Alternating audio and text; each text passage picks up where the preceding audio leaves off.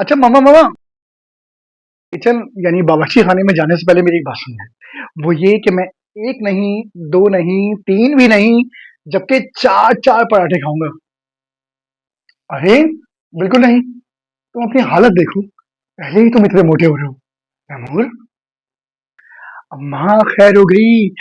सारा दिन रोजे में तमाम हरारे यानी कैलोरीज जल जाया करती हैं। अच्छा भाई, अच्छा बना रही हूँ। और हाँ मम्मा, पराठे ना फुल मुकम्मल देसी घी में बनाइएगा। अरे अरे क्या मजा आता है। और आपके हाथ के पराठे तो वाह, माशाल्लाह। श्श्श, आहिस्ता बोलो। देसी घी का तस्करा नहीं करो। देसी घी पर ना अक्सर और बेशतर तुम्हारी दादी की नजर रहती है। कहीं ऐसा ना हो कि तुम्हारी बात सुनने के बाद वो भी पराठों की जिद करने लगी, जो कि उनकी इस ज़ईफ उम्र में उनको नहीं देना है। अरे मामा, देसी घी जिसे इंग्लिश में यानी अंग्रेजी में बटर घी कहा जाता है, उसमें तो इंसानी सेहत के लिए बेतहाशा फवायद पोशीदा हैं। अरे हाँ तैमूर, तुम बिल्कुल दुरुस्त कह रहे हो। मगर जब भी उन्होंने देसी घी बनाया है, मुझे एक कतरा नहीं पूछा, बल्कि उल्टा बावर्ची खाने में दाखिल होके उन्होंने न जाने हलवे और देसी घी से बनने वाले जितने भी पकवान होते हैं और लवाजमात होते हैं, वो तो बना दिए। लेकिन एक दफा भी झूठे मुंह तक ये नहीं कहा कि बहू, तुम्हें मैं देसी घी दूं, तुम देसी घी किसी खाने में डालोगी, तुम तैमूर को दोगी, रमीज को दोगी, तुम खुद खा के सेहतमंद होगी, तुम्हारी सेहत अच्छी हो जाएगी। कुछ भी नहीं कहा। और आज तुम यहाँ पे शोर कर रहे हो, वो सुन लेंगी ना तो फिर वो देसी घी के पीछे पड़ जाएंगी।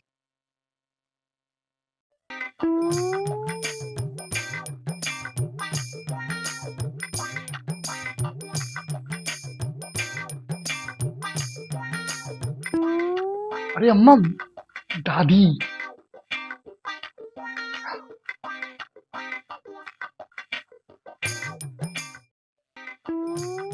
आए अनंता बिटिया बहू, ये किसकी ऐब जोइयां मेरे पीठ पीछे हो गई थी। आए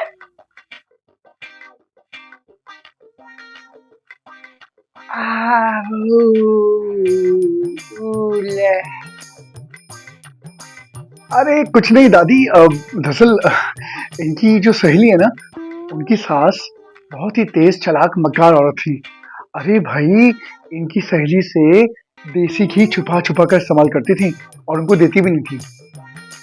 आए, ये तो हिया मैं भी इसके साथ इसी दौर में किया करती थी। मैं समझे थी कि कहीं ना कहीं तुम लोग मेरी ऐब जोइयों में लगे हो, मेरी बातें कर रहे हो। हाँ हाँ, आप ही की थी दादी। और ये किस बात का शौक मनाकर इतनी मध्यम सी रोशनी में बैठा जा रहे हैं। कम से कम बत्तियां जलाओ ताकि इन दमकते चेहरों का भी कुछ जलवा दिख सके।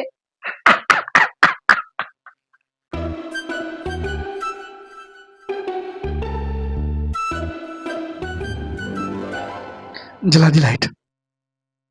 आप खुश हैं?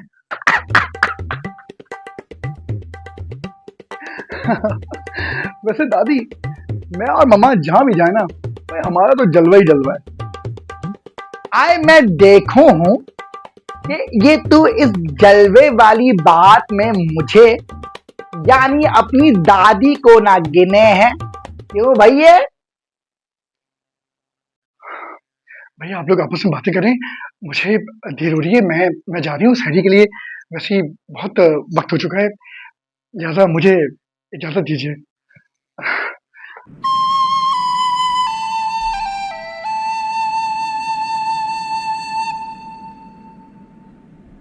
ओ हाँ हाँ हाँ हाँ दादी, यार आप तो आप हैं।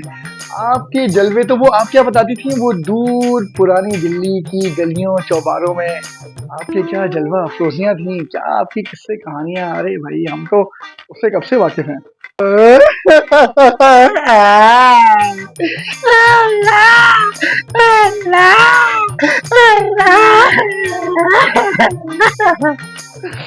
अरे जालिम पोते, क्या याद दिला दिए तूने वो गए वक्तों की जवानी के दिन।